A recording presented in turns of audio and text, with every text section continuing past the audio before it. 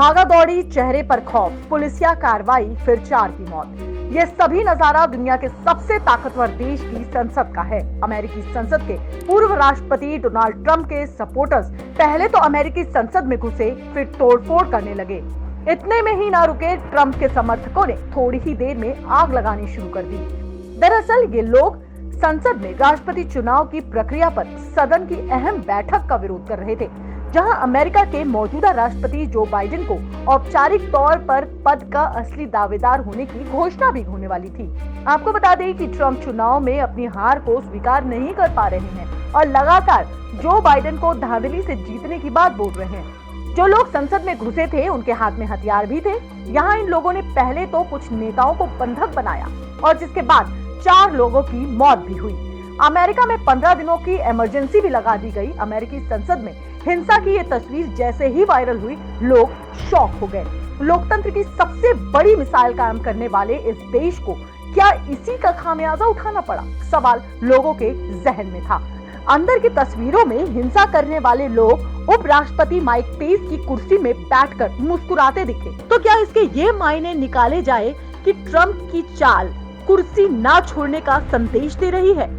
America की संसद में पिछले 200 साल से जब भी सत्ता में बदलाव आया तो ये तस्वीरें काफी शांति और दोस्ताना व्यवहार के साथ देखी गई। फिर वो क्लिंटन का दौर रहा हो या श्वेत राष्ट्रपति बराक ओबामा का या उससे पहले के कई राष्ट्रपतियों का। लेकिन ट्रंप की सनक ने यहाँ के 200 साल के पुराने इतिहास को भी हिला कर रख दिया। ये तस्वीरें उस समय की है जब ओबामा पत्नी मिशेल के साथ ट्रंप का स्वागत करते दिखे थे। इस वक्त ट्रंप राष्ट्रपति के तौर पर अमेरिका की बागडोर संभालने की तैयारी कर रहे थे, लेकिन अब जब खुद ट्रंप को ये पद छोड़ना पड़ा तो उन्होंने दुनिया को अमेरिका की ये तस्वीर दिखाई है। आज जब अमेरिका की संसद में ये हमला हुआ तो इतिहास के सबसे बड़े काले दिन की तरह इसे देखा गया। जिस दिन अमेरिकी संसद में ये हमला हुआ वह दिन 7 जनवरी का था। इतिहास की बात करें तो 7 जनवरी 1790 इसी संसद में अमेरिका के पहले राष्ट्रपति पद के चुनाव हुए थे। तब अकेले उम्मीदवार होने के कारण जॉर्ज वॉशिंगटन को जीत मिली थी, पर वो राष्ट्रपति नहीं बनना चाहते थे। उल्टा आज के दिन ट्रंप को पद ना छोड़ना पड़े, इसके लिए अमेरिकी संसद को शर्मसार कर दिया। लेकिन अब देश में संवैधानिक तौर से ट्रंप को बाहर निकालने का फैसला कर लिया है।